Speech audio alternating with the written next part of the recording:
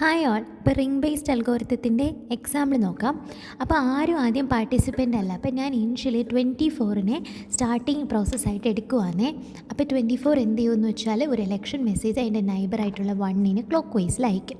അന്നേരം 24ൻ്റെ വെയിറ്റും അല്ല ഐഡൻറ്റിഫയറും കൂടെ പിൻ ചെയ്യും. അപ്പോൾ 1 കമ്പയർ ചെയ്ത് നോക്കും, 24 ആണോ 1 ആണോ വലുത്, 24 ആണോ വലുത്. സോ എന്ത് ചെയ്യുന്നു, ഈ എലക്ഷൻ മെസ്സേജിൻ്റെ കൂടെ ഇവിടെ 24th വാല്യൂ ആണേ, നമ്മുടെ 1 എന്ത് ചെയ്യുന്നു, 24 എന്ന് പറയുന്നത് 28ലോട്ട് അയക്കുന്നു. അപ്പോൾ 28 നോക്കുമ്പോൾ ഇതിന് വന്നത് 24ഉം ഇതിലുള്ളത് 28ഉം വലുതാരാ 28 ആണ്. സോ ഈ 28 15ലോട്ട് അയക്കും.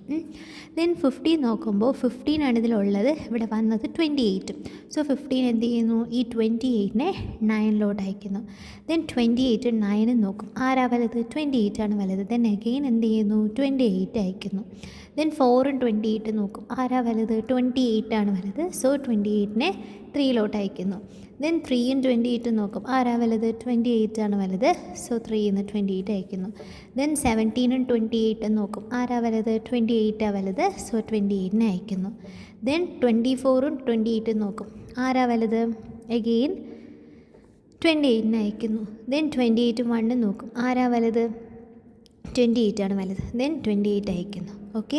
സോ ഇവിടെ എത്തിയപ്പോൾ എന്താ സംഭവിച്ചത്, ഇവിടെ വന്നതും 28, ഇവിടെ നിൽക്കുന്ന ആളും 28. അപ്പോൾ എന്ത് സംഭവിക്കും, നമ്മുടെ അൽഗോരിതം സ്റ്റോപ്പ് ആവും അല്ലേ. ഇങ്ങനെ രണ്ട് സെയിം ആണെങ്കിൽ അപ്പോൾ 28 അതിനെ തന്നെ കോർഡിനേറ്റർ ആയിട്ട് എടുത്ത് ബാക്കി എല്ലാത്തിലും കോർഡിനേറ്റർ മെസ്സേജ് അയക്കുക. അതായത് 28 പോയി എന്നുള്ള രീതിക്ക് എന്ത് ചെയ്യണം, ഒരു കോർഡിനേറ്റർ മെസ്സേജ് അയക്കണം. ഓക്കെ, 28 എല്ലാത്തിലും കോർഡിനേറ്റർ ആണെന്നുള്ള രീതിക്ക് അറിയിച്ചുകൊണ്ട് ഒരു മെസ്സേജ് അയക്കണം. അപ്പോൾ എല്ലാവരുടെ കയ്യിലും എന്ത് ചെയ്യണം, ക്ലോക്ക് വൈസ്ലി 28 കിട്ടണം.